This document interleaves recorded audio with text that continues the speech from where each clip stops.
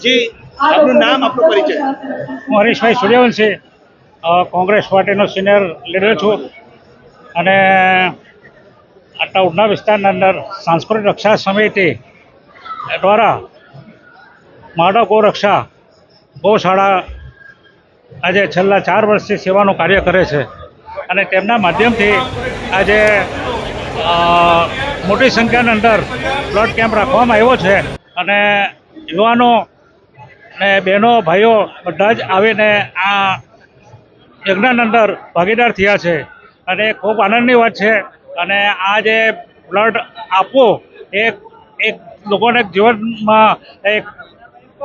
જીવન મળી શકે છે. પણ ખરેખર આ કાર્ય ભગીરથ કાર્ય કરવું સહેલું નથી. પણ આજે આ કાર્યની અંદર તમામ કાર્યકર્તાઓ આ સંગઠનની અંદર જોડાયેલા તે બધા કાર્યકર્તાઓને અભિનંદન આપું છું અને મને લાગે છે કે આ ગયા વર્ષે 538 બોટલ થયેલી હતી, આ વખતે 538ને બી બતાવશે એવું હું આશા રાખું છું.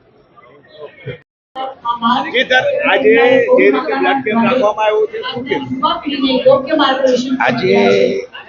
ખુશીની વાત તો એ છે કે એક પવિત્ર ભૂમિ ઉપર માધવ ગૌશાળાના કેમ્પસની અંદર આજે આટલું મહેરામણ ઉમટેલું છે અને એના દ્વારા આયોજકોએ કે જે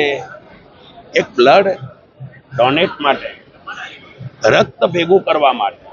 અને એ રક્ત ભેગું કર્યા પછી લોકોના એનાથી જીવ બચી શકે એ હેતુથી આજે માધવ ગૌશાળાના સંચાલકોએ જે આ બ્લડ કેમ્પનું આયોજન કર્યું છે એ આયોજન બદલ તો સૌથી પહેલા આપણે માધવ ગૌશાળાના આગેવાનો અને સંચાલકોને ખૂબ ખૂબ અભિનંદન આપ્યું, જેમને ગૌ માતા માટે તો કામ કરે જ છે પણ એક માનવ માટે, માણસ એક વ્યક્તિને શું જોઈએ, માણસને બ્લડની શું જરૂર છે, બ્લડથી માણસનું આયુષ્ય માટે કેટલું જરૂરી છે, આના માટેની એક વાત એ લોકો એનો સંદેશો લઈને આવ્યા છે. અને મને લાગે છે કે આજે જે આજુબાજુ આખા ગૌશાળાની અંદર જે મહેરામણ ઉમટી આવ્યું છે 500 થી વધારે કદાચ બ્લડની બોટલો ભેગી થશે અને સુરતના દરેક વિસ્તારની અંદર દરેક જેને બ્લડની જરૂર છે એવા વ્યક્તિઓ સુધી આ બ્લડ પહોંચે એ જ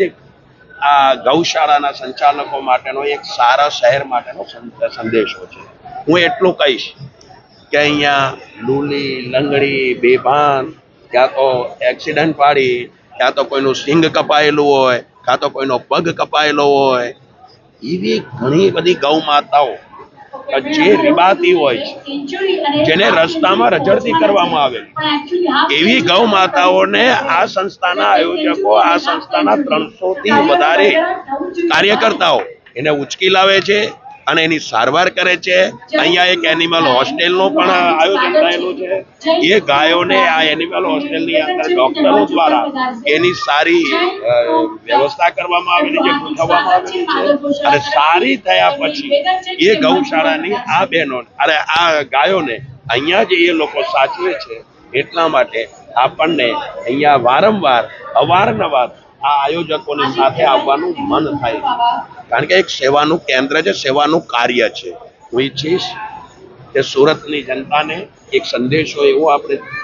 મોકલીએ કે ગૌશાળાની અંદર કાર્યરત આપણા જે 300 થી વધારે સ્વયંસેવકો જો આ કામ કરી શકતા હોય, ગૌની સેવા, ગાયોની સેવા બી કરે, કે જેને આપણે રાષ્ટ્રમાતા તરીકે ઘોષિત કરવા જઈ રહ્યા છે અને એ રાષ્ટ્રની માતા ગૌ માતા જો દુઃખી હોય, દુબળી હોય, કાંઈ એને કોઈ એક્સિડન્ટમાં કોઈ ઘાવ લાગ્યો હોય તો જો એની સેવા કરવી એ આપણા માતા પિતાની સેવા કરવા બરાબર છે. અને ભગવાન શ્રી કૃષ્ણ ગૌ માતાની સેવાથી આપણા ઉપર પ્રભાવિત થાય છે, આપણા ઉપર આશીર્વાદ આપે છે. હું એટલું કહીશ કે આવા એક મેળાની અંદર, આ યજ્ઞની અંદર આપણે સૌએ જોડાઈને સાર્થક કરીએ.